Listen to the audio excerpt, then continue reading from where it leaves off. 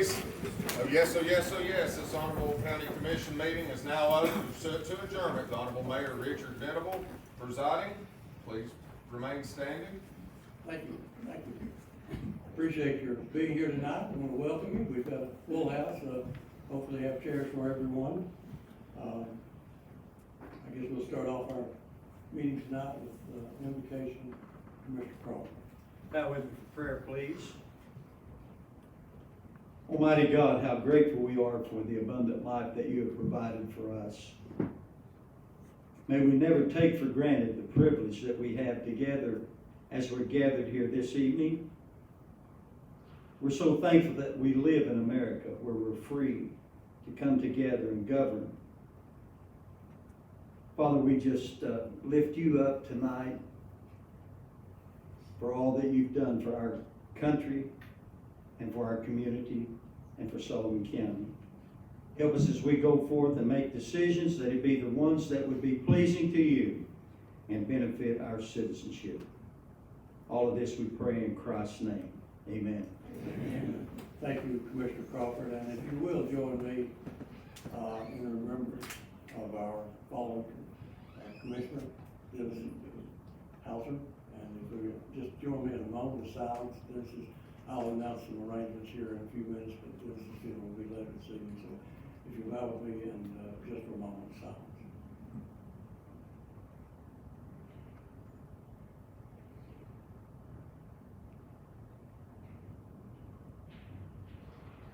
Thank you. Deputy, would you lead us in the pledge, Deputy? Yes, sir. Everyone, salute. I pledge Allegiance to the flag of the United States of America and to the republic for which it stands, one nation, under God, indivisible, with liberty and justice for all. Please be seated. Again, I'd like to welcome you to the special call meeting of the Sullivan County Commission for consideration of budget items for the year 2019-2020. Again, I appreciate you being with us tonight. Let me lay out the plan for this evening. I mentioned Commissioner Hauser's passing on Sunday morning. His funeral is scheduled for 7 o'clock this evening. I know that many of you served with Dennis, and I know that you would like to attend his service. So we have felt like I know the important work that you're doing here, and I talked to Ms. Hauser, and she agrees. She understands what you're involved in. We talked today, and so the plan is at 6:30 this evening, if we have not completed our business, I will ask for a recess so that any members that would like can attend the service at First Christian Church across from the school here in Lawton. So we will recess for the time it takes to attend that funeral. We will reconvene. If we have not finished our business by 6:30, we'll reconvene as soon as the funeral is over. We have the quorum back in the chamber. So that is the plan right now. And again, I know I discussed that with Ms. Hauser, and she was in complete agreement, and I'm very appreciative of the fact that so many commissioners have called and wanted to go. So we will do that. We'll go ahead and have roll call. Mr. Dexter, would you open the board and please record your presence if you would.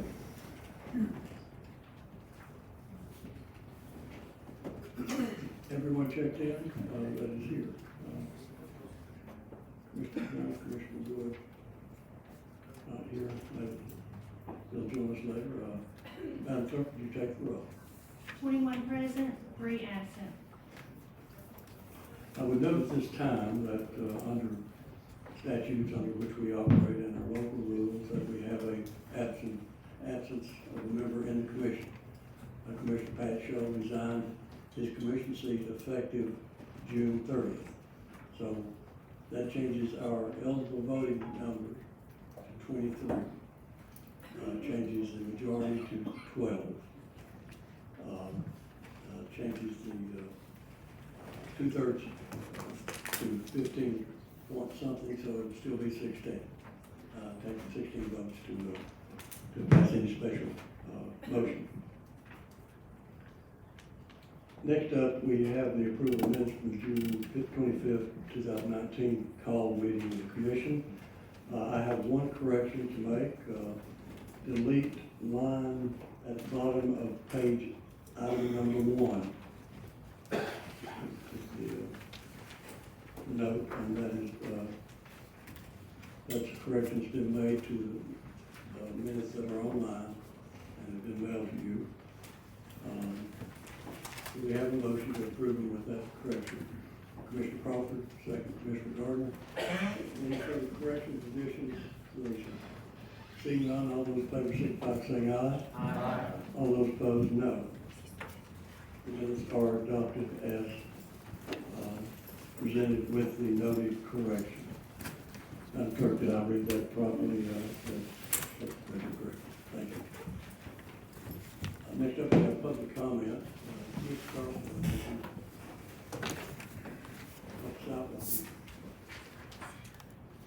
A lot of commissioners comes forward. I would like to say we're on a little bit of a tight time frame. Thank you, Andrew. We have 8 people signed up, and as usual, if you're not signed up and we have time at the end of this, we will follow you. Tonight,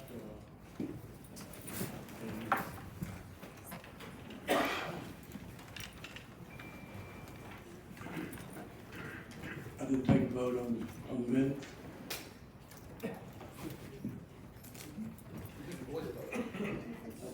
We did a voice vote. They've got it on the screen. I wanted to see if they wanted it on the screen. I didn't know. Thank you, Tom. We did do a voice vote. We'll just go on and let the voice vote be the vote of record. And I'll take this opportunity to turn my phone off so you won't hear another beep. And I will announce at this point in time, I won't be answering any text tonight. So, anyway, we're in public hearing, we'll recess the public hearing, and I would ask tonight, particularly, if you could limit your comments to 3 minutes. We have a local rule of 30 minutes totally in the public hearing, so if you can finish in less than 3 and give another opportunity maybe for your neighbor back there to make their point. We don't want to ever cut anybody off, but again, we're operating on a pretty tight time frame tonight. So first name I have on the list is Chad Austin. Chad, if you'll come forward, give us your name and address and electronic record. Chad Austin, 4810 Lake Park Drive in Kingsport. Thank you all for letting us come up and speak. I know a lot of times probably taking it up, talking about the schools. I'm going to leave that alone tonight. I think enough people are going to talk about that. So what I'd like to talk about is the tax rate and what has been kind of put out there about what the increased taxes are for. Let's start with last year's budget. So, you know, we talk about the budget that we have and the budget that's approved. We don't ever talk about the budget amendments that happen after that. And so I went through all of the commission minutes and looked at all the additional money that's been spent last year. And it totals up to $1.5 million. So we talk all the time about not having enough money, but then throughout the year we keep voting things in that ends up totaling quite a bit of money. So there's some savings. There's some things that weren't in last year's budget that all of a sudden are. And then we talk about this year's budget. You know, we talked about the 2 cents for SROs, 2 cents for jail employees, 2 cents for something else that I've forgotten now. But really, even before we got started, we added 2 cents onto the tax rate because at the last meeting, y'all voted 2 items in that totaled $666,000. And so, you know, that is also adding on to the tax rate. You know, it's not just those other 3 things. You took the approved budget that was balanced and automatically added 2 cents on last time. And, you know, so it's not just the SROs, it's not just the jail. What was the other thing? Pay raise, yes, pay raise. Not just the pay raise. You've already added 2 cents on. Of course, you can take that off because you really haven't voted for the budget yet, so you can always take that back off. But, and one thing everybody also needs to realize is the school department is not the only department that has a main effort requirement. There's two other departments, the sheriff's department, and highway department, that also has that. So, once you vote to increase their budgets, then you've got to do that year after year. And so, you go to the SROs, you know, you voted to do that. And so, to take that money away, you know, they could come back because they have a maintenance effort also, and say, you're not spending the same amount of money you did last year, we're gonna approve it. And everybody gets into a lot of details about, just the minor details of what everybody does and wants to take little things away from everybody. I hope you all realize, because I've seen it myself, a lot of county departments are operating on a shoestring budget as it is. And everybody keeps talking about taking things away, taking things away. I really don't know if we want the services that we have, that we can keep taking money away from. I mean, you know, their planning department asks for a new vehicle because theirs is 15 years old and has 200,000 miles on it. And that was debated for 15 minutes. You know, those are the little things, to be honest with you. Those aren't the big things that the commissioners should be thinking about. So, you know, just because you make a choice to drive a car for 300,000 or 400,000 miles, doesn't mean that people should have to work in vehicles like that. And because they're not efficient. That's not the most efficient way to do business. Sam's gonna need you to wrap up. Yes, sir. Actually, I think that's about all I got to say, but I do want to say, you know, a lot of times we say and we think we're right about everything, and we listen to the people around us, and they're reinforcing what you're saying, and they're believing in you and what you're saying. Sometimes we need to get away from that. Sometimes we need to get out of our yard and go talk to somebody that may believe a little differently. So, whatever y'all decide to do tonight, just know, I'm here to support. I'm just trying to point out what I think should happen and some things that I think you might need to avoid. So, thank you for your time. Thank you, Mr. Austin. Next up, on the list is Beth Gilmore, I'm sorry.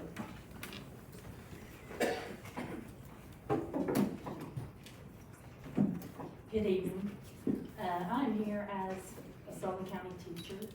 If you could give us your name and Oh, address. excuse me, Thank you. Beth Gilmore, That's do all I right. need to give you my address on Thank it? you. Okay.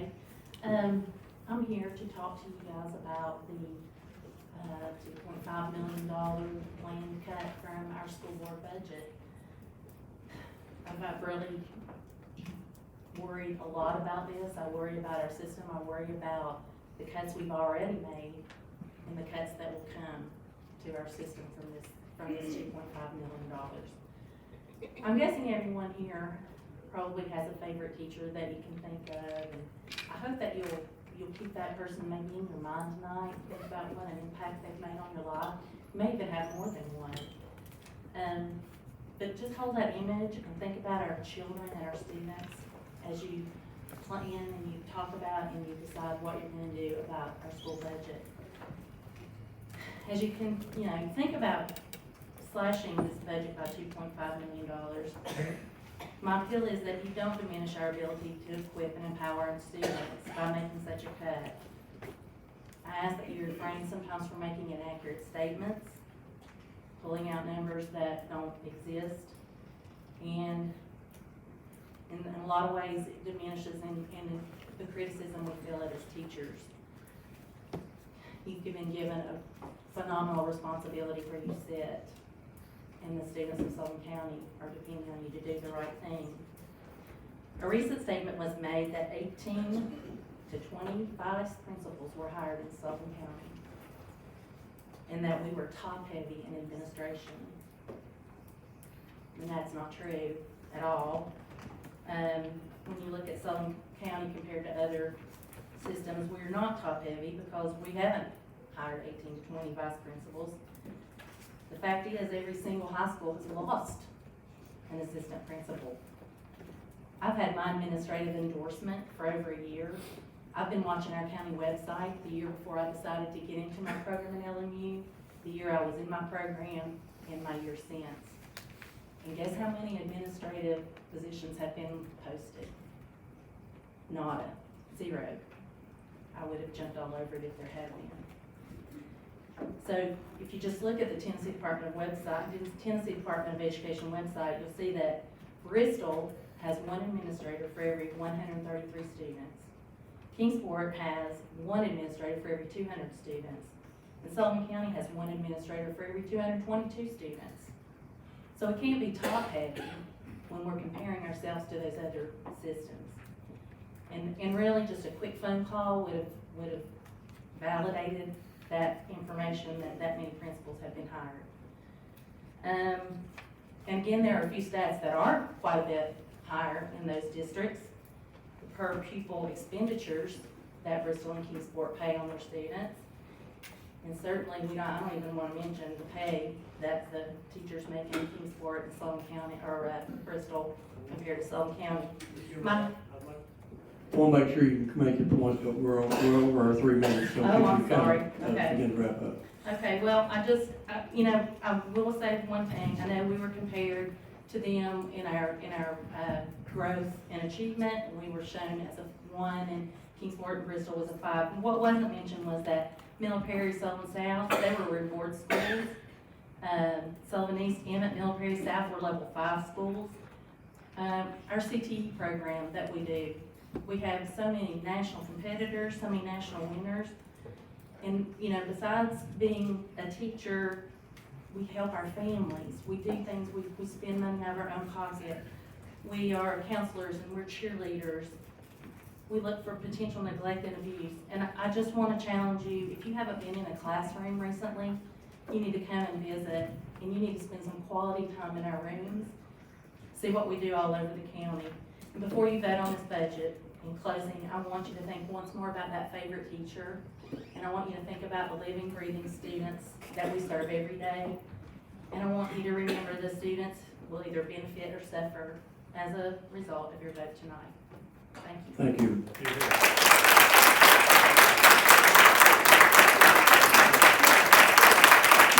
Next we have Harry Haynes. Welcome. Give Shane the address, please. Yes, thank you. My name is Harry Haynes. I live at 252 Alabama Street in Kingsport.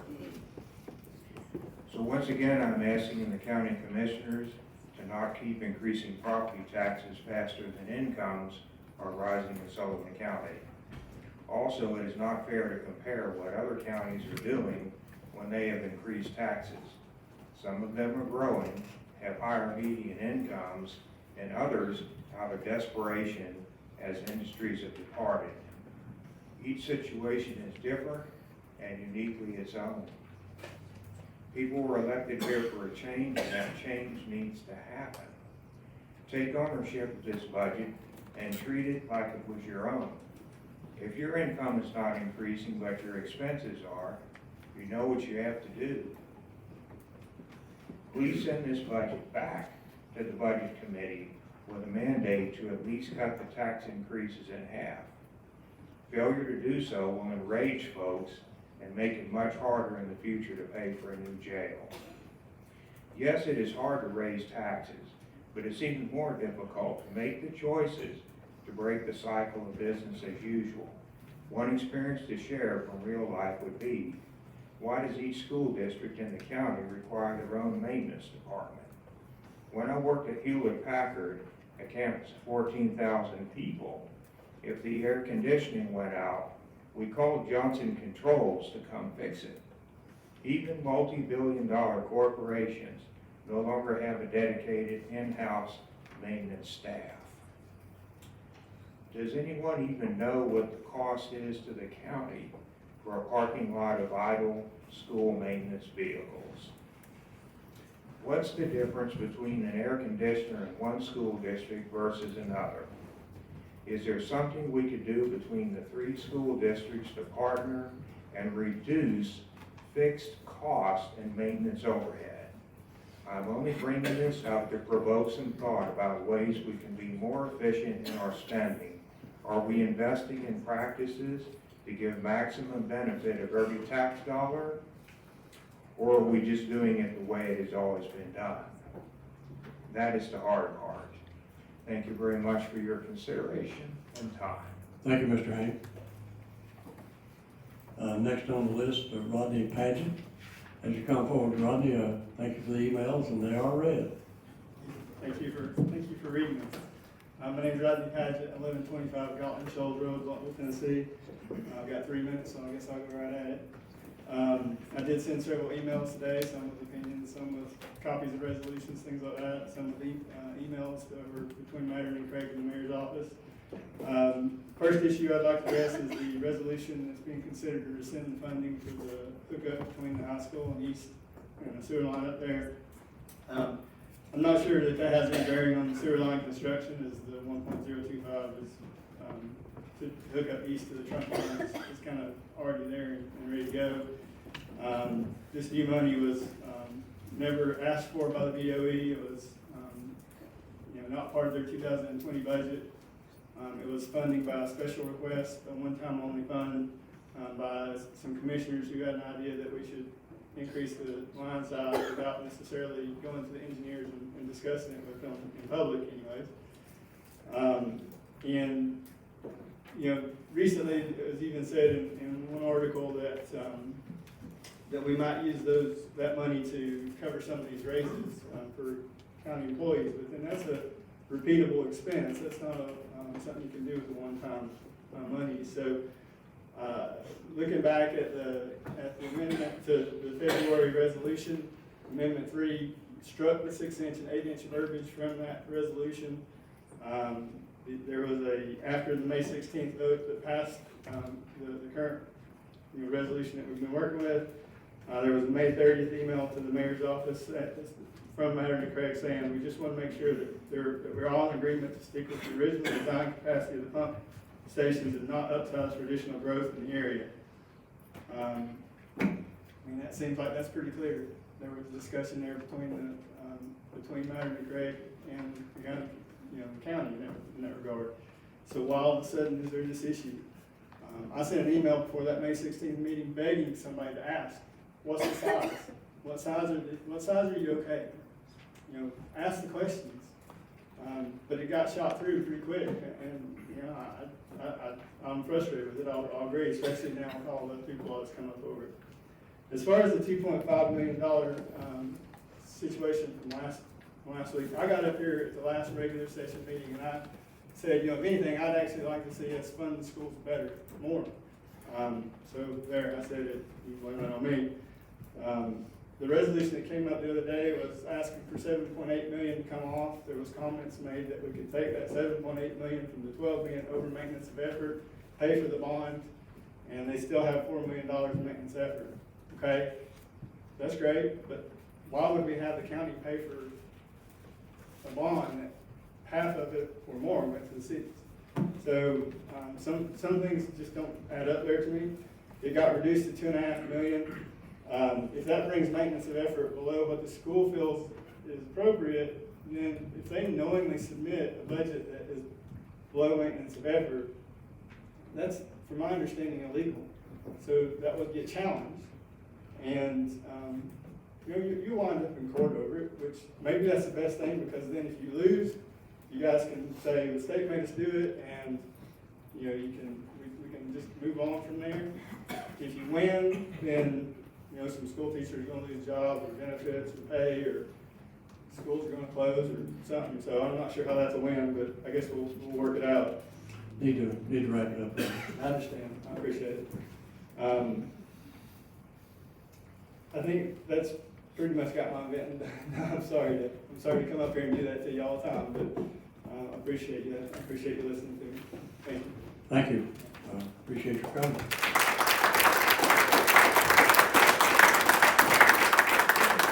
Next up, we have one of our own. Ms. Starks, would you like to go to the well or at your desk? We'll recognize you at your desk. I'll turn the clock on. You're on. Let's get your microphone turned on. That would be fair, would it? I believe so. Thank you. I just wanted to get something off my chest. The last call meeting, there were a few of us new commissioners that were, people tried to intimidate and I won't say bully into voting for the budget. Well, that needs to stop. because we got here just like the rest of you. Our constituents put us here just like everybody else. Whether that bullying come from in this chamber or the two departments across the street, it doesn't matter. It needs to stop. Thank you. Thank you, Ms. Starks.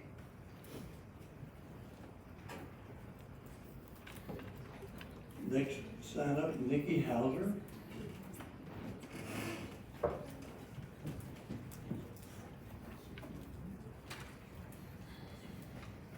Name and address, Ms. Hauser, thank you. Good evening, I'm Nikki Hauser, I live at 299 Crosswalk Road. I want to address you ladies and gentlemen tonight regarding the proposal to cut the school's budget. I have 4 children in Sullivan County Schools. They range from age 13 to 7. I'm sure that all of you that I'm looking at right now have had children in Sullivan County Schools, or still do, maybe grandchildren, I don't know. The detrimental effect that would have on our kids if you cut $2.5 million more is unacceptable. Children are our future, not only the future of this county, but the future everywhere. You are doing a disservice to them if you cut that budget. They are already underfunded. If you look at counties around us, like someone pointed out in this commission about test scores, you would see that if you break the budget down in Kingsport City, they can give about $4 million per year to each school. Bristol City, they can give 2.7. Sullivan County, around 1.5. That's not acceptable. We have elected you and we have depended on you to do what you said you would do. And you said you would take care of our kids. $2.5 million away from the school budget is not taking care of our kids. Our school system is so short on teachers, assistants, anything like that, that it's sad. Our teachers pay for things out of their pocket. A lot of them pay for school sports because there's no money in the budget. Some things, yes, I blame on the school board, but majority of it comes from the budget. There is not enough money to supply the amount of education that we have in this country. And to cut it for things that aren't needed, and the answer is, oh, well, we'll go to court. Well, did you think about the amount of attorney fees and court fees that you would be wasting of taxpayer dollars doing that? If you wanted to learn a lesson from that, look at Greenville. It's not too far away. Look at how much money they've had to spend on doing something that was irrelevant in paying court costs and attorney costs. All I ask of you tonight is, before you vote to hurt our children, think about them. They don't have a voice. We have to be their voices. Don't put down the teachers in the school system because they're wonderful. They do more than any of us probably do. I understand that money is important and you think you have a revenue problem, but taking it away from our kids, that's not the answer. And I just hope that you think about that tonight. Thank you. Thank you.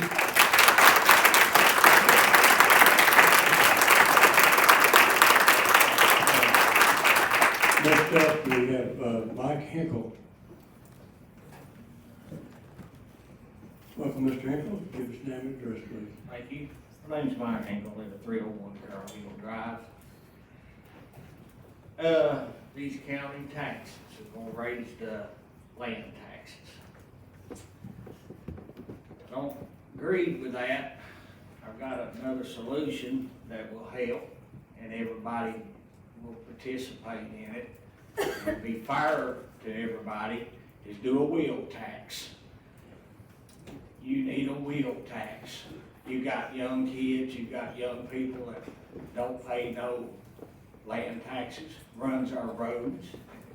why should all the older people and everybody pay the taxes for them? You know, Hawkins County got a wheel tax. I think Sullivan County needs one. Started out at $15 a car, put a cap on it for 3 or 4 years, and then go from there. But these young people growing up need to do the expense too. And another thing I got, there's a lot of wasteful expense in the budget between the county, county roads, school boards, excessive driving of county vehicles taken home, running from here to there to the store, using county vehicles, need to stop. Thank you for your time. Thank you for coming. Thank you. Please, the list that we have, we have a few more minutes in our 30 minutes. Do we have anyone in the audience that would like to speak to us tonight on any issue? Certainly.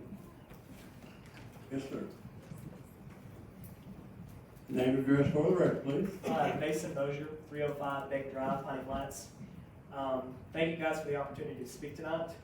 As a Sullivan East High School graduate, the issue of cutting $2.5 million from Sullivan County schools under your guys' jurisdiction is of the utmost importance to me and the educators, parents, and students in the room. As someone who has had the privilege of working for several state representatives, I can tell you with certainty there is no green light from Nashville. State law dictates money cannot be taken from previous budget proposals agreed upon by this body, but only kept the same or built upon unless student population has fallen or discretionary funds are decided against. While it is not illegal to remove discretionary funds like donation to our schools, it should be a last-ditch effort seeing the conditions our schools already face. All too often, though, it seems like the first impulse many want to take in this body is to cut from the education. But even if you take into account these funds and the loss of student population, it by no means reaches the threshold of $2.5 million. This body has proposed to take away from Sullivan County schools. This would be illegal under state law and end approximately 38 teaching positions. Even under the premise this body could win a lawsuit on the passage of this resolution, court fees and expenses will quickly add up. Why then not fund the school system adequately and find money to cut elsewhere or raise taxes? While not ideal, these options must be pursued over taking more money yet again from education. Thank you. Thank you. Thank you for coming. That extends the time, the 30 minutes we normally have allocated. Again, don't want to cut anybody off, but it seems that our guests have had the opportunity to make the points, and we appreciate you making the points. We listen and appreciate your attendance. So, the public hearing, the public comment hearing is hereby closed, and we will move on to the resolution agenda. By call of the meeting, we're restricted tonight to hear two resolutions having to deal with our next year budget for reasons of clarity and to be more efficient use of our time. We're going to ask without objection that we move the resolution setting the county tax rate to number 1 on the agenda, and I'll explain why. If we were to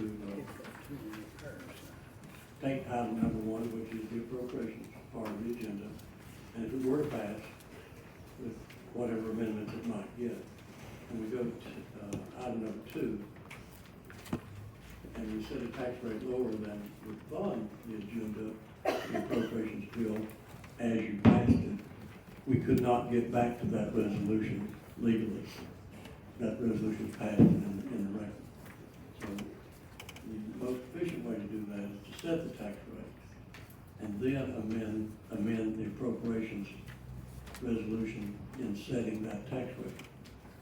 So what we will do tonight, you have before you 2 resolutions. Now we have given you, in addition to resolutions, the amendments that were made last time. Those amendments are gone. Any amendments on these resolutions tonight do no longer exist. You have to deal with a clean resolution. But the first thing we need to do tonight, so that we may legally consider these resolutions, is to suspend our local rule, which requires 2 hearings. Even though you've heard this 3 times, you're getting a clean resolution tonight. So we need to suspend the local rule to be able to hear these 2 resolutions tonight. I've spent a great deal of time on the phone with our county attorney today. He's on vacation and he's more than willing to talk with us. And so that's the first prerequisite to follow Robert's Rule of Order. And we're going to do religiously if we can. So the floor is open for a motion to suspend the rules for introduction of resolutions at the Sullivan County Commission tonight. We have a motion. So moved. Motion by Commissioner Jones, second by Commissioner Crawford. Any discussion, any questions as to why we're doing this? I'll be happy to address them as sponsors do. Seeing none, we'll take a voice vote. All those in favor of suspension of the rules, signify by saying aye. Aye. Those opposed, no. No. The ayes have it. So we are operating under suspension of the rules, which allows introduction of resolutions 1 and 2. And with your permission, without objection, we will entertain resolution number 2 tonight, and the sponsor for resolution number 2 is Commissioner Vance. The way we would think is the most efficient use of your time is that Commissioner Vance will introduce the resolution and possibly move for its adoption as you see it here. The opportunities, if it gets proper second, we'll have an opportunity for discussion. If you want to make an amendment to the tax rate, if it's lower or raise it, we need you to make that motion to amend the tax rate to whatever number by changing the appropriation resolution.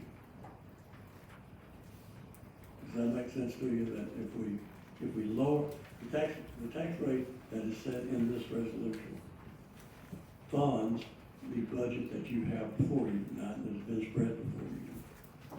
So any cut, for example, let me give you an example. If you say, well, I want to move to lower the tax rate to 261. We all know that our penny, 1 penny, produces $369,000. So we will expect you to go into the budget and say, we move to cut the tax rate by 1 penny by reducing funding in line item X number of budget. If you don't have a budget, we'll bring one to you. So that Mr. Bailey can keep counting as we go through it. We want to give you every chance that you want to amend this budget and adopt the tax rate tonight. Everybody understands? Any questions on that? So if you have an amendment, and we will recognize everybody that has an amendment to it, we will discuss that amendment fully, if you want to, and then we will vote on it. But every member will know exactly what cut is being made. 261 funds the budget you have before you. A 255 rate, and I will say this, rather than get bogged down in cents, pennies, cents, dimes, and nickels, we'll deal in round numbers if that's agreeable to you. Mr. Bailey will transfer those figures to the budget. For example, you want to cut 1 cent, we're going to say $370,000, round it up. So we need to find that 370. If you find something that's funded at 370 in the budget, you want to take that out, and say line item so-and-so, and then zero it out. If it's $400,000, it leaves it $10,000. And that's the record that Mr. Bailey will keep tonight. And then we'll present you with that before you leave your night, before you're asked to vote on the appropriation budget. You will have a hard, warm copy of what you have done up to that point. Real? Mr. Vance, you're recognized. Mr. Chairman, this resolution, I'm a little bit confused. The resolution is put in at 262, but it was the understanding that I had that Mr. Bailey was going to take that penny that had been moved out and put back in the EMS, which was an amendment that was approved. but you're saying all those amendments are no longer into effect. If that's so, then, the budget without the penny for EMS, which is now being reinstated, that means this resolution should read 261. And you would move that the tax rate be reduced to 261 and the appropriations bill in that line item be reduced. Yes, sir. And, while introducing this resolution at 261, if I may comment, Could we get a second, Mark? Have a second, Commissioner, Long. Go ahead, Mark, I'm sorry to interrupt. ladies and gentlemen, I know this is hard times about coming up to have to raise taxes.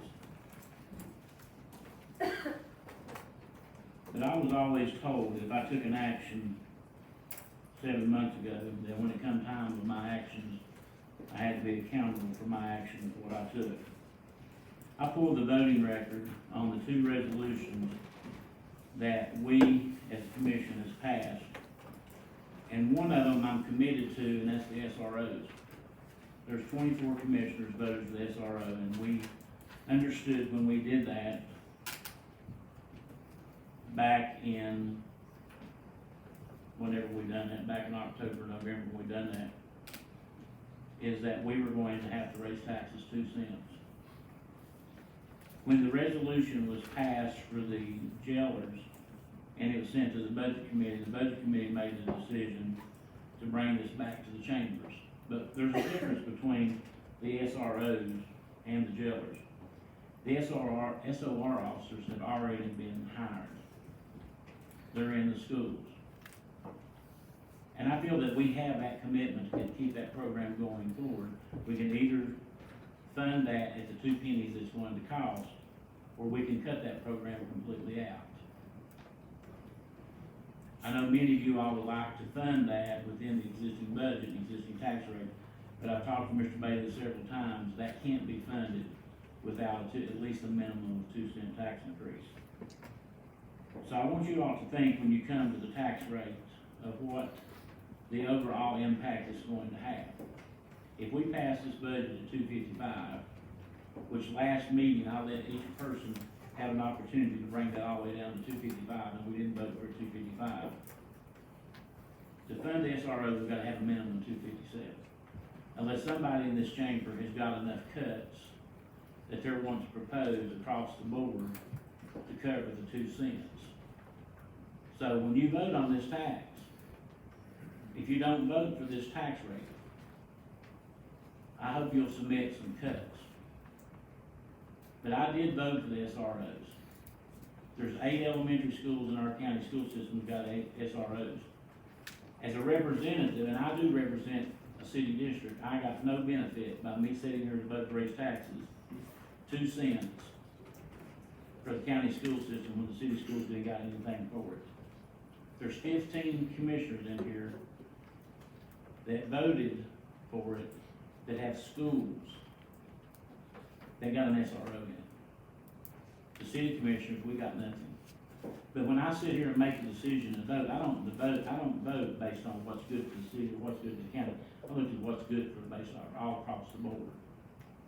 So I think we all at least have a minimum commitment of actions that we've taken in place, at least fund those SROs, or we cut those SRO programs. So, Mr. Chairman, I'll call the question on the resolution for discussion, and whatever you all would like to set the tax rate, but I think we have to at least fund SROs. Mr. Vance, I will put your question to a vote if you would like, but I've got a feeling we have other members that would like to address it. If you like, I'll put it to a vote. No, I mean, I'm sorry, I didn't mean to call the question. Okay, that's good. I didn't think you wanted to. Okay. Well, we're in discussion. There was not a motion in your comments. Right, okay, I'm sorry. I appreciate it. So, we have, next up, Commissioner Hutton would like to be recognized. Commissioner Hutton. You know, Mark, I understand that, you know, when we all did vote, the majority of us voted for the SROs. And we do, all of us care a great deal about our students and about education. And we understood at that point that doing so could in fact cause a 2 cent tax increase. we had a lot of information to find out over the course of time. But I have to say, I don't think wages in our community have grown in a year. I don't think people are making more money. I don't think they've got more money in their pocket to spend.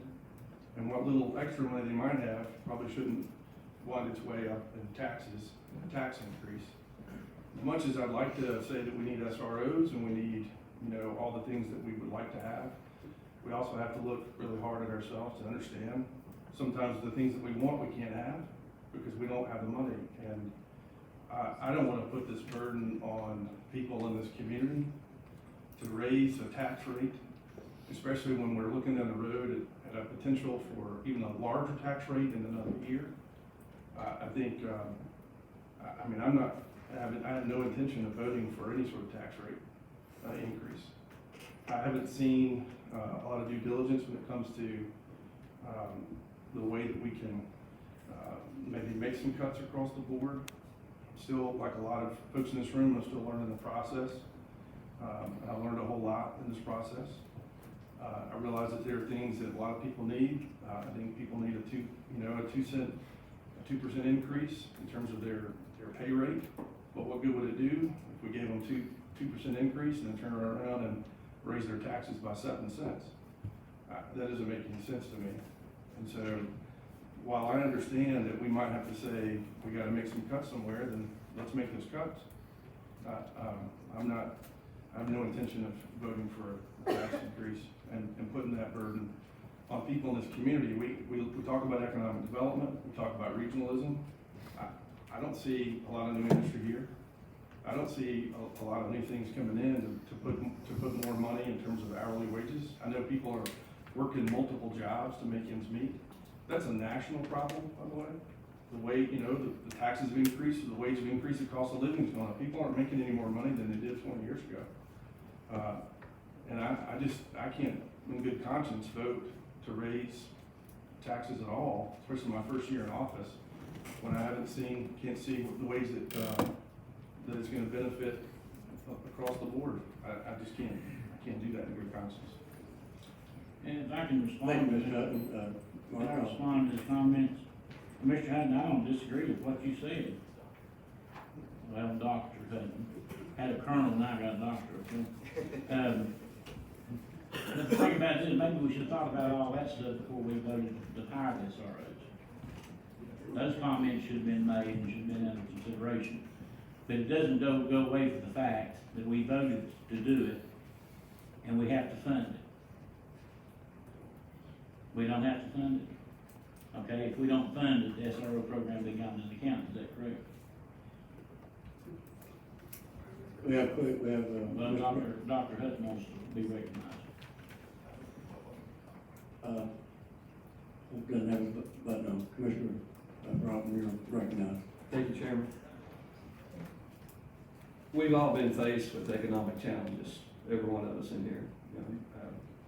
Most recently, I've had some friends and neighbors faced with economic challenges. They lost their job completely. Some of them have moved out of the area. Unlike some folks, I was born and raised here.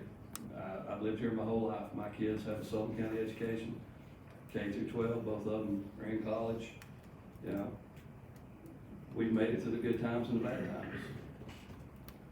The one thing, and I appreciate all the teachers here tonight. Some of my best friends are teachers, and they get it. I had one call me last night. We had an in-depth discussion, and I told him when he called me, I said, when that facilities plan passed, I told you teachers were going to lose their jobs. He goes, well, that's not what they told me. I said, I told you that's how it's paid for. That's what happens. When you look at schools, once you pay for the building, the only expense you have is maintenance and utilities. Almost all your expense in the school is labor. That's teachers, cafeteria workers, custodians. That's almost all the expense. So when you save money, that is where the money is saved. That's just factual. That was the promise from the BOE and the facilities plan to save millions and millions and millions of dollars a year. That's why I wasn't for the facility plan, everybody in here knows that. I warned against this. That's why this happened.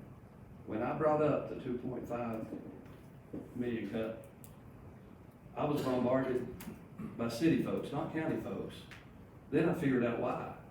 Because if our maintenance effort stays up, that funds the city school systems. The city teachers get more pay because the cities don't have to contribute as much money. That's why the cities oppose us lowering maintenance of effort. A penny of tax will get Bristol $70,000 to $80,000. A penny of tax will get Kingsport City $180,000. A penny of tax gets us $360,000. Where we have historically not taken action, that's why we're here now. Where we have not reduced maintenance of effort, that's why we're here now. The folks that are upset over it need to realize we didn't lower that. We as in the county commission, I wasn't here, but we as a body are responsible. That has bumped up the spending to $12 million a year more than what's required. It is not underfunded. It is $12 million in excess of what's required. There are some things in the budget that we need to look at before we make any rash decisions. This is something I take serious. My family lives here, and as Dr. Hutton says, you know, I would love to see this area develop. I would love to see it grow. The fact is, it's not. The driving point, and folks here that are here and heard it, the driving point for the facilities plan was the death rate has surpassed the birth rate. So any tax increase, you're going to be putting more taxes on fewer people. Thank you, Mr. Brown. Mr. Stanley, you're recognized on Thank you, item Chairman. number 2. Mark, are you looking at, whenever you were talking about the 2-cent tax increase, are you putting aside that the school system is paying for half of those SROs back in her budget, which is $360,000? I'll defer that comment to Mr. Bailey, but I think that we have to fund it on the front end, and then we're reimbursed to the school system, so it's still money going out. Am I correct, Mr. Bailey? Mr. Bailey, you're recognized. When the resolution was approved, was that the county school department would reimburse. At the same time, when it was being discussed, that it would take 2 cents of the tax rate, the point was made that it would be less expensive if the county general did fund it through the sheriff's office rather than sending it to the schools. And since this budget has been presented, I've had discussions with the school department, and they wish to continue funding it that way. So the figures that I've been working with myself as to where we stand after the last meeting is that's actually half, be 1 cent now, as to what it would take to fund it. The schools would pay the other. Okay, another question, the grants, have you received any grants from the schools that has come in? Because there has been 2 different times that, one was Governor Haslam and one was Governor Lee just appropriated more money towards the SROs for reoccurring expenses. Not the non-reoccurring, but this was the occurring. I know the first grant was like almost $100,000. I am not aware of us receiving any grants. It's quite possible the school department would be aware of that, and I'm not. May I ask Chairman if they have received any grants for the? Sure, if we have a representative of the school department here who'd like to speak to that, Director Weslowski, thank you for rising. Recognized. Good afternoon, Mayor and Commissioners. Yes, I am aware of a grant program that has been established for the funding of SROs. I have a decision on that from the State Department, which we contacted last week in regard to our eligibility for those grant dollars. We are not eligible for any grant dollars because we already had SROs in our schools. Only those schools who do not currently have an SRO in their building are eligible for that funding. The ones that you got last year, I thought you said that you got one that was like almost 100,000. We got a school safety grant last year that is not for recurring funds for SROs.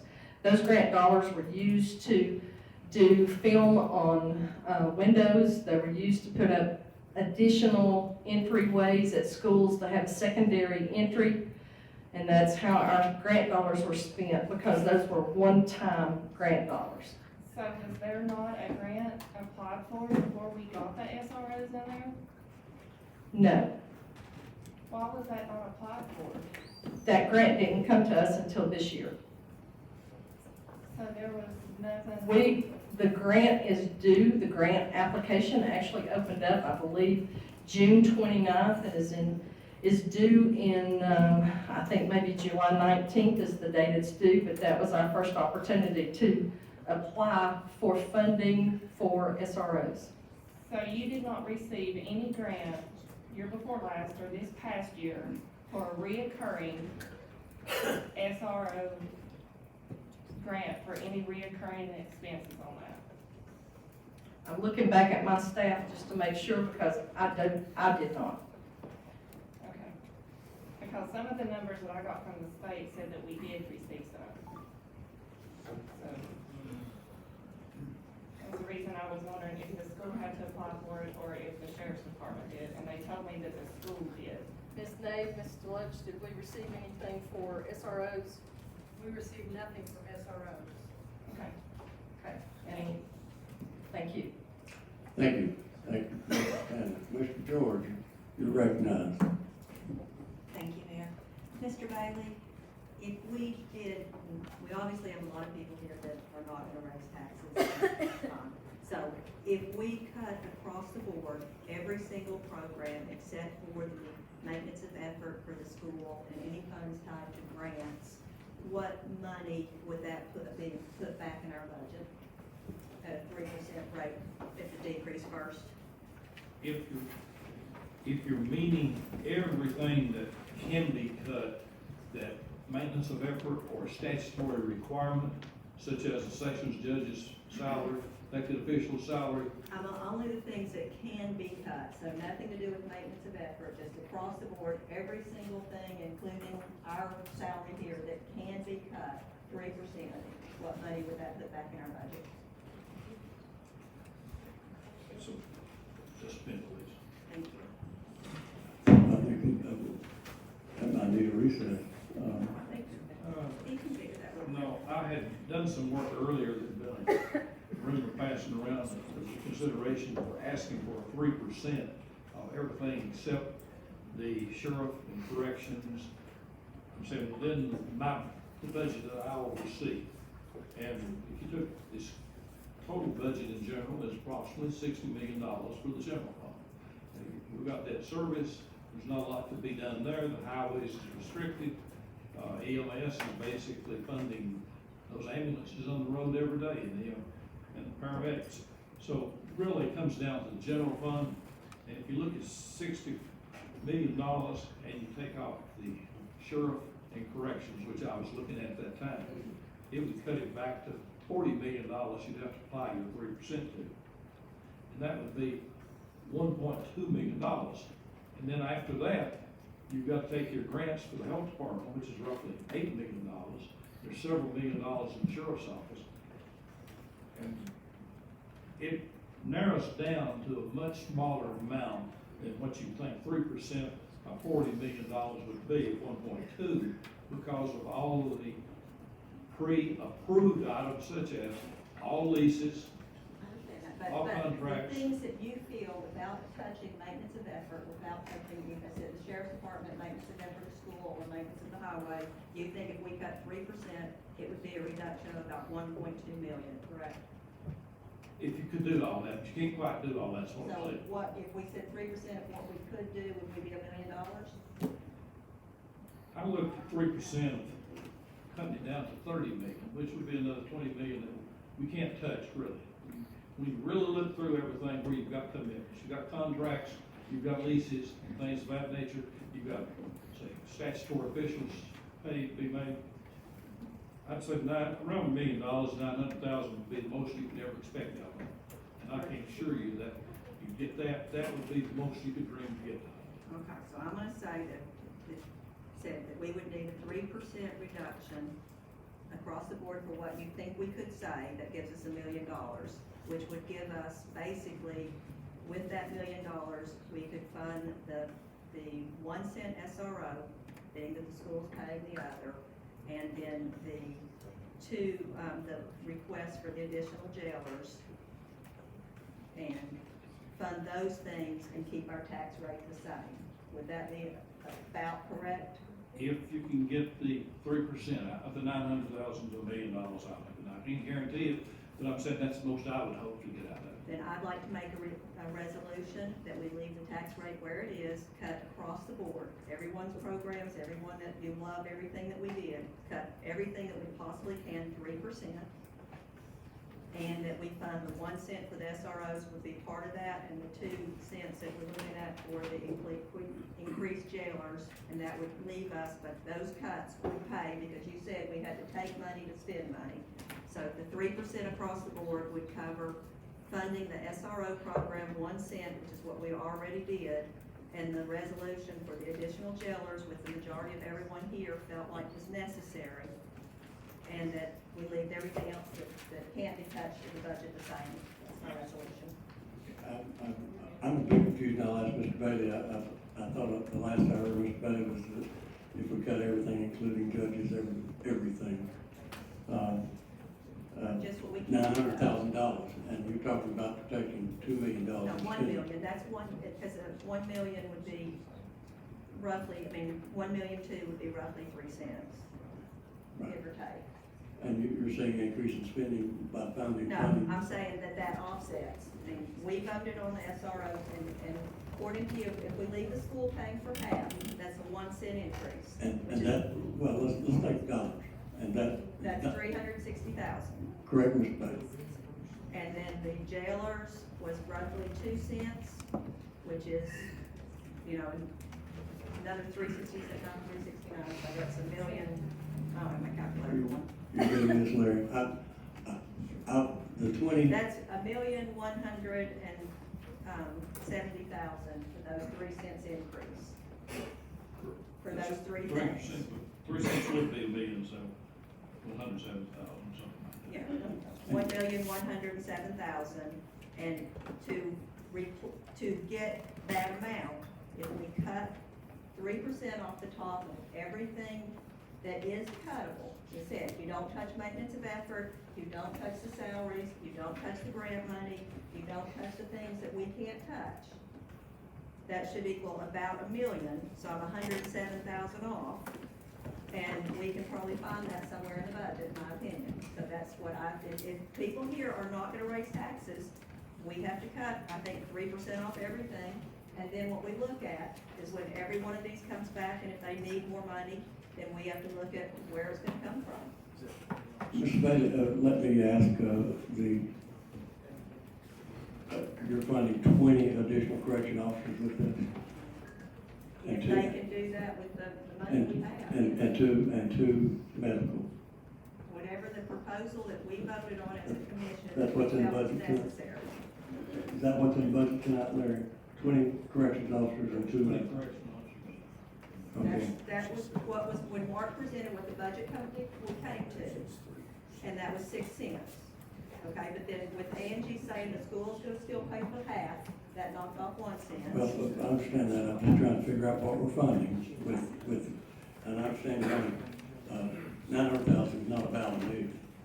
Well, it's the way he was at $1 million, and then he's at 900,000, and I feel like that. I did say we do. I think we were rounding up. I did say we use round numbers, I just didn't say that. Mr. Bailey? Let me give you an example of one of the challenges that's gonna be there. I'm gonna take First Sessions Judge's office, I look at, their budget is $292,834. Okay, if I take 3% of that, the salaries of the secretary and the judge is $211,000, their benefits are $62,000. And, they've got a telephone, they've got certain contracts that normal everyday operation. So you you take 3%, you're talking 900, 3% is Viking.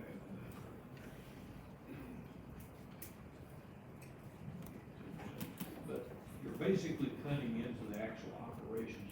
Now, years ago, And as I said, this committee doesn't wanna raise taxes, so we're gonna have to cut operations. I mean, if the goal is not to do, I mean, inflation costs more, life costs more. To operate my office costs a lot more than it did last year, and a lot more every year. My costs go up. We're not wanting to cut, so we're gonna have to cut operations. Mr. Bailey, do we have the authority to cut sessions, cut judge salary? we do not his salary. Not the And salary. I think there's statutes that say we have operation clerk assistants. That's some of the examples of problems that run into, we start thinking, what are you gonna do about those that can't cut 3%? Well, I would like to then to amend my motion that say that you cut between 2 to 3% off of all committees that can be cut. And I'll assume that's closer to 750, I mean, what? I was at 1.2 million, so you're going 750,000, which is 2 cents. And that will give us the 1 cent for the SROs, and then we'll have to cut the police, the jail down to half of what they want. And then we can keep the taxes the same. Is that your motion? That is my motion. Is to cut the, to make cuts on everything Mr. Reddy can determine that can be cut. This Secretary, commission, even though is sessions not can't be gonna cut. vote to raise taxes, I'm not gonna do it myself. I mean, I don't bother to, I don't get all these services. I'm just trying to understand, Ms. George, just trying to understand and trying to make sure you understand, that we'll end up cutting just the administrative help in our sessions court. But that's basically what you're asking. I wanna put that on the table because that seems to be where everybody's at. And you're cutting the appropriation for the sheriff by 10 and 1 medical person, so that'd be 11 people total. And that includes, That's your, cutting our pay, because our pay can be cut 2% or 3%, whatever, you know. well, and Not so, that that's much money, but I mean, I think we all should be in the exact same department we put everybody else. That was my resolution. we'll have to identify those, and, I just want to make sure that we get your proposed amendment. Mr. George, proposes amendment number 1. Andrew, will ask you to, see if we can put this on board, and get it Well, I see right. if anybody's gonna second me. I'm sorry? Somebody has to second me. We got Crawford and Wood, second. Hoping for none. I thought maybe it would. Commissioner George moves to adopt a tax rate of $2.55 per hundred for appraised valuation for the year 2019-20 by cutting available expenses by 2 to 3% across the board, and reducing corrections proposed budget by 10 corrections personnel and 1 medical person. Is that proper statement? Reduce their funding that we talked about in half, and I trust their judgment to know. Mr. Reddy, I believe the budget you have before you provided for 22 people, so you're wanting to cut that in half. I just want to make sure we get it on board. You can vote for it or against it, whatever. Now, we have a proposed amendment, and Mark, you're the sponsor of the resolution. I'll accept her amendment. You're recognized. I'll accept her amendment, and I'll probably vote for it. But I will say this, if I was another elected official sitting in this chamber, and I was taking a cut in my budget, which may affect my personnel and the operation of my department, I would want to be heard. So I would like to ask us to take a recess and ask if there's any elected official that would like to come to the podium and express their concerns about what we're fixing to do, because they don't know anything about this until we came here. I know we set the tax rate, and I know we set the budget, but we've got more than just one elected official than the sheriff in this county. And I think they deserve to be heard. As sponsored resolution, that's a reasonable request. Do we have anybody, we will recess for any, did you say department head or district Department head, head? elected officials. I'm sorry? Department head or elected official. Department head or elected official in the audience who wants to speak to the proposed amendment, Mr. Gibbs.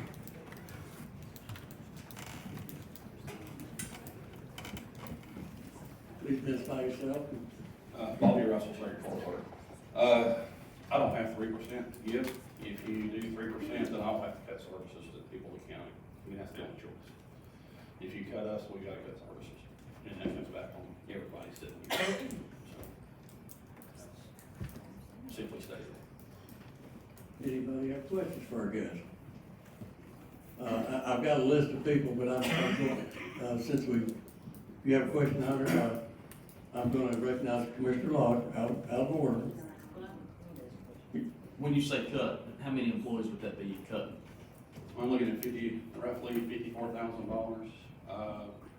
I would probably end up having to go away with the part-time people who be able to keep our offices running. And how many would that be? 2 deputies. 6. Throughout the whole county? Yes. Thanks. Which puts a burden back on each individual office. Commissioner Cole, and I'm going to ask each one if you have a question for our guest. And you too, Hunter. Commissioner Cole, you have a question for him. Let's say you 1/2 cent. Judy, wait a minute. We've got a guest in the well. I'll let you ask Mr. Bailey, okay? Let's let him finish because he came up. Michael, you recognize.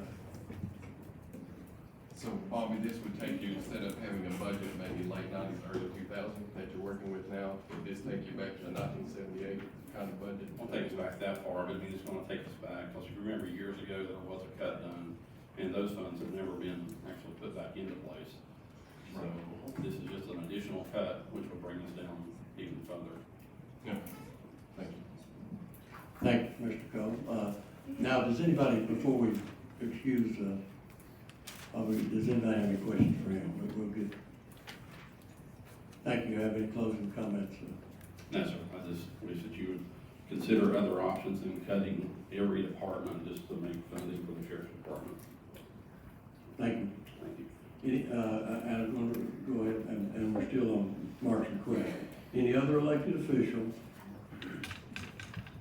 or department head?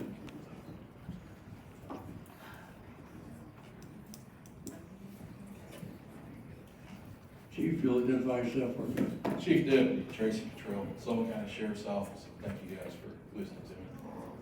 I want to say first of all that what I would love to get away from is y'all's problem. This is your department's problem. This is your department. Because we're talking about children here, and I know you guys agree, and I know that our interest here are kids that are to be you guys when they grow up. Kids who are going to be us when they grow up. And so, the only thing I want to speak on real quick is the whole thing about the SROs being cut. And I know that's not something that we even want to entertain, because if you take away everything else, we've got to have those SROs. We have a responsibility. We made some promises. You all made some promises. These little kids don't need price tags hanging over their heads. That shouldn't even be a discussion.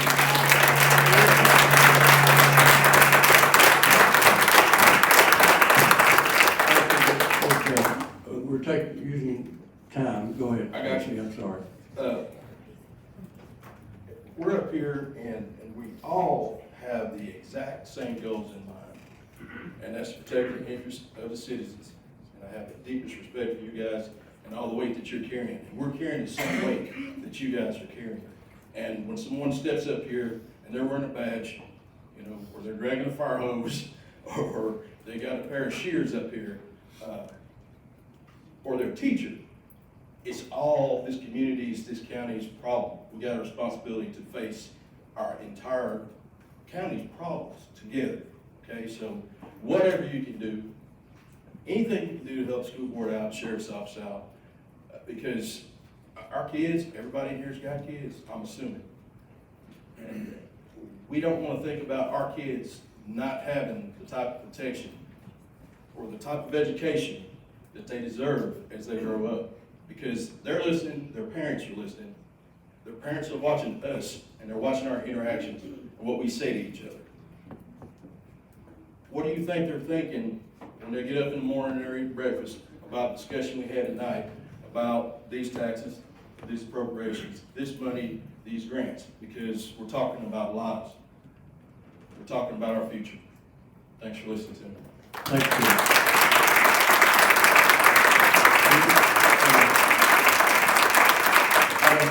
I don't know, and I appreciate your support of people, but it is taking time, and we have another department head.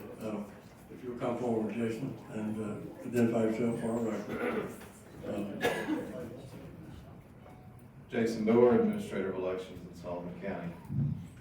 I don't want to stand up here and beat you guys up over anything. I know you've got a hard decision in front of you, but I submitted my budget as well as every other department back in March.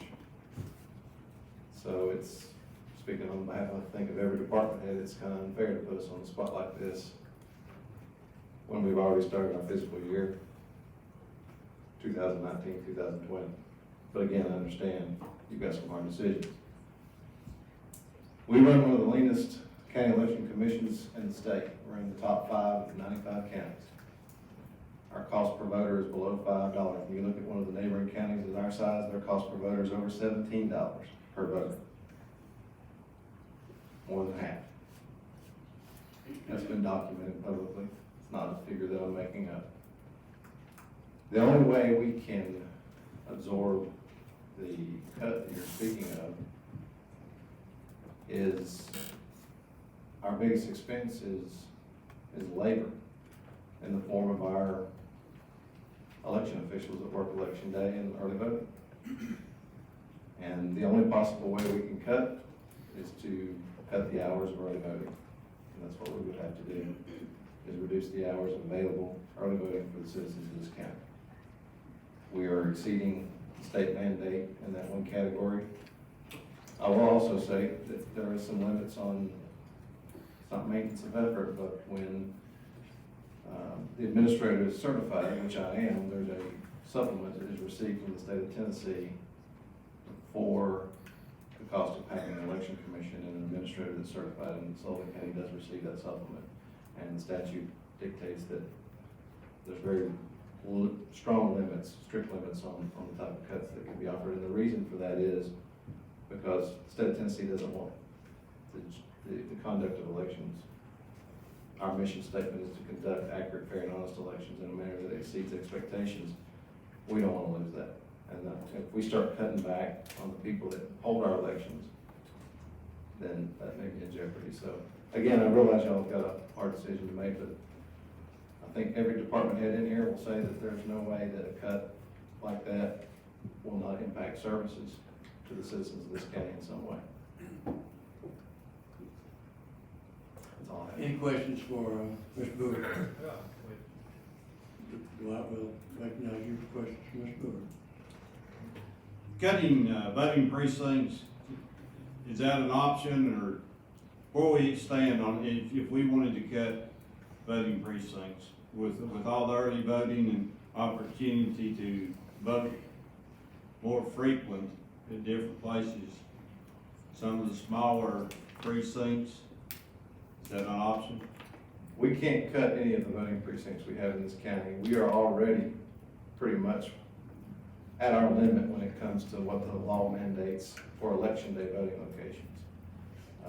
What the law does mandate for early voting is that early voting only be held at the Election Commission office.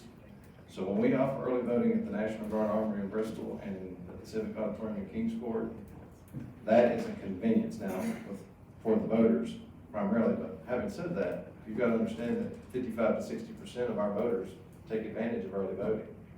That's where all of you guys get your votes. So just say it like it is. So when we look at reducing that extra service that we're offering, will have to reduce in early voting hours and locations. And we're already behind the norm in the state as it is. And going back to the fact that I said our cost per voter is less than $5 per voter that cast a ballot in an election.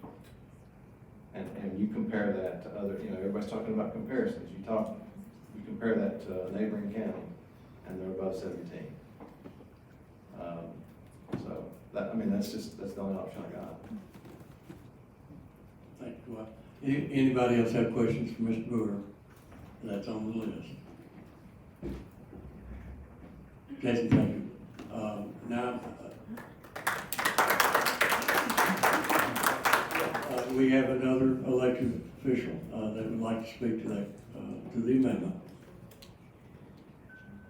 I will echo what Jason said. I think it's long been known that our office 2 is one of the leanest run offices in the county, has been for years. I too would have to make cuts, most likely in personnel.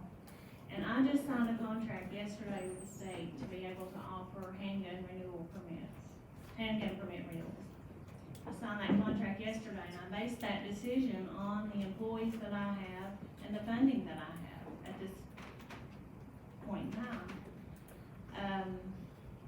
A cut in my budget would most likely mean that of course, I wouldn't be able to fund handgun renewals, real ID, that's coming down the pipe. I was thinking about offering to the public, possibly even maybe having to do away with driver's license renewals in our office.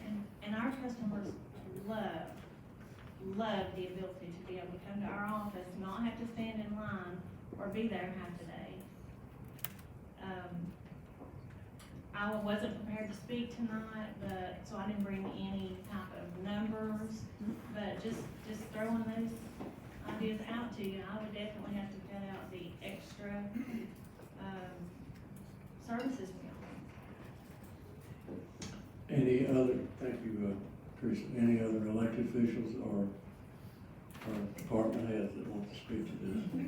We're moving up on 623. I have 4 people on the list. I know last person I was on the list has an amendment that he wants to propose to, so Ms. Blaylock, you're recognized for Mr. Bailey.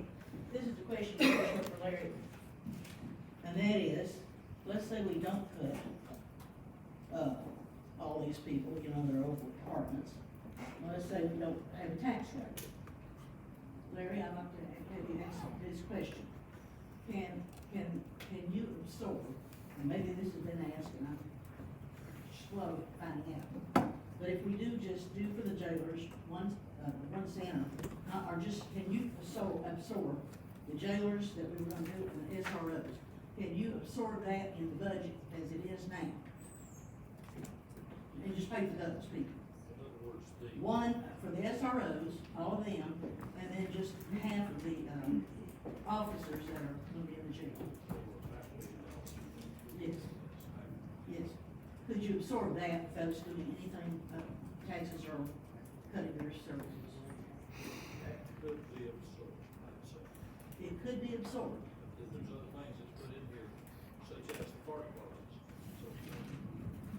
So, you're really getting carrying into some things. But right now, you think it might could be absorbed? Those 2 items. Those 2, that's what I'm talking about, those 2 items. Okay.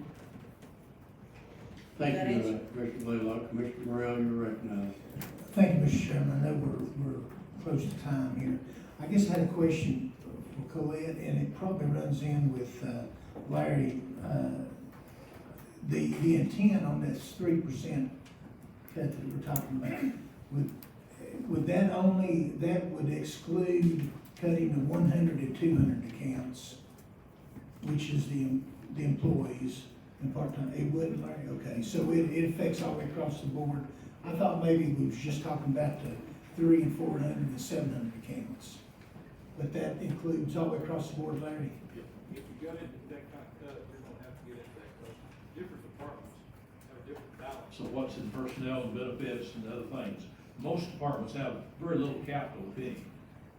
Okay. Is one place. It comes down to supplies and materials and contracted services.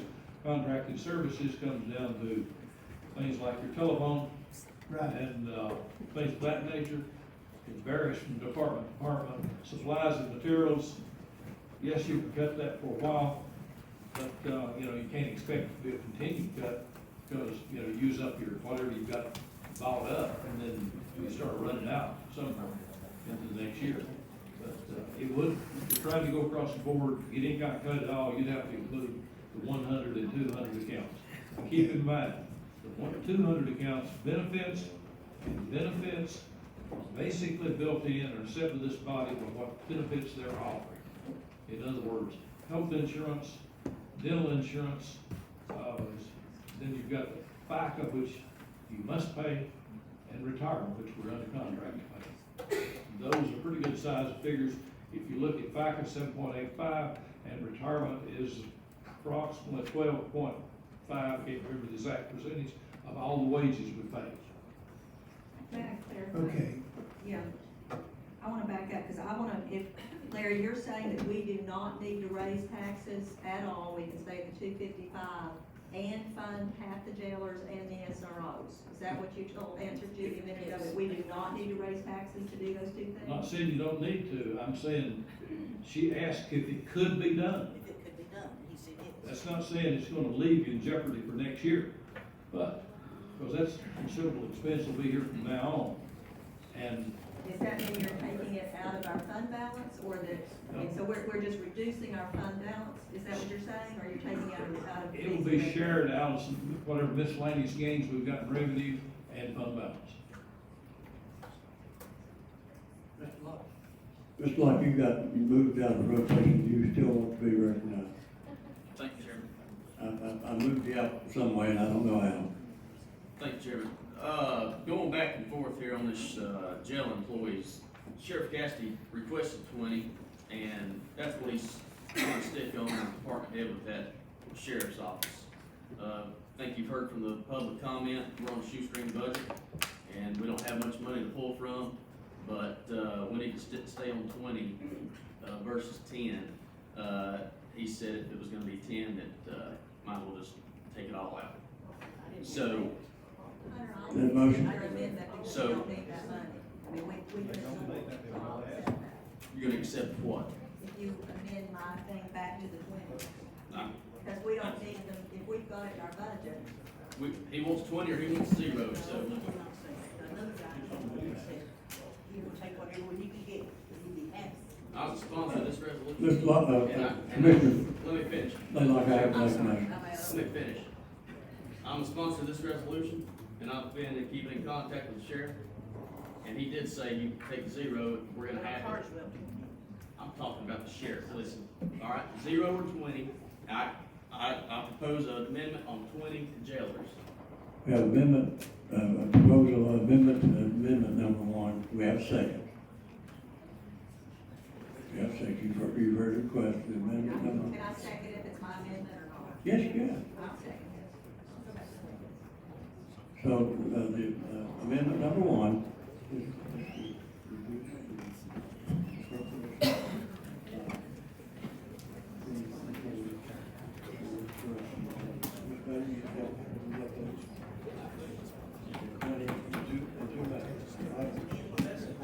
Two medical and 20 corrections officers. 20 corrections officers, leave 2 medical in. Okay. That's the proposal. Do I have a second for that? You seconded it. Any discussion? And we're gonna put that on the board. And I've got a list here, I'm gonna get Mr. Starnes. We got a second. You wanna speak on the amendment? Mr. Mayor, I just wanna make sure, what I heard earlier was, we could absorb the 10, can we absorb the 20?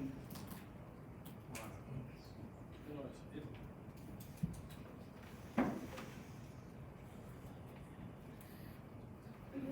answer those questions, you can do a lot of things, but there's a lot of things ultimately are gonna have to be corrected later if you do. And in other words, if you spend down your fund balance enough, that means next year, these things gotta be paid for, and you won't have fund balance to pay for. I understand. I mean, in terms of this amendment, to the amendment, if there's nothing else added. If there's nothing else other than the 20 could be absorbed, and or it's 20 or nothing, right? That's what I'm hearing. So basically, what you're doing is giving us an ultimatum, we either give you the 20 or nothing. You don't want to. I don't like ultimatums. I don't like ultimatums. I don't know that anybody does. I mean, we wanna do the best that we can. And that's what he requested, and that's what I'm sticking to. That's how we voted. Give them that. Give them I mean, we're trying to do the best we can for everybody across the board. I don't see, I mean, you start with 10, maybe you get 10 next year. I mean, you start with what you get. I mean, trying to do the best we can so that we're not putting this burden. I mean, this sounds like a really good amendment to the resolution where we're not taking jobs away, we're not cutting jobs, you know, and we're keeping the tax rate where it needs to be. I mean, I don't know why it has to be an ultimatum. It's not ultimatum, we voted as a body, 420, as a resolution to go to the budget committee. But that was it, that resolution was to go to the budget committee. It wasn't like we were all in agreement that we wanted to do that. We were agreeing that we would send it to the budget committee, and now it's come back to us, and this is our opportunity to vote on it. Well, I mean, can I amend it? I mean, let's do 10, I'd rather do 10 than 20. Do 0. My first resolution was 10, this is to amend my first resolution, you can vote it down, and the resolution I made earlier was Well, I 10. mean, This is an amendment to mine. All right, thank you. I'm gonna set the stage, Mark, thank you, I'm gonna set the stage, and I'm gonna come together on the increases. We have, vote for amendment number 1. I'm sorry, I had to cut mine off so we could get everybody on there. We have amendment number 1 by Commissioner Jordan to have 2 to 3% cut across the board on all those things that Mr. Bailey can identify to be cut. We have amendment number 1 to amendment 1 by Commissioner Locke to cut 20 corrections positions from the appropriations budget. Is that not what you suggested?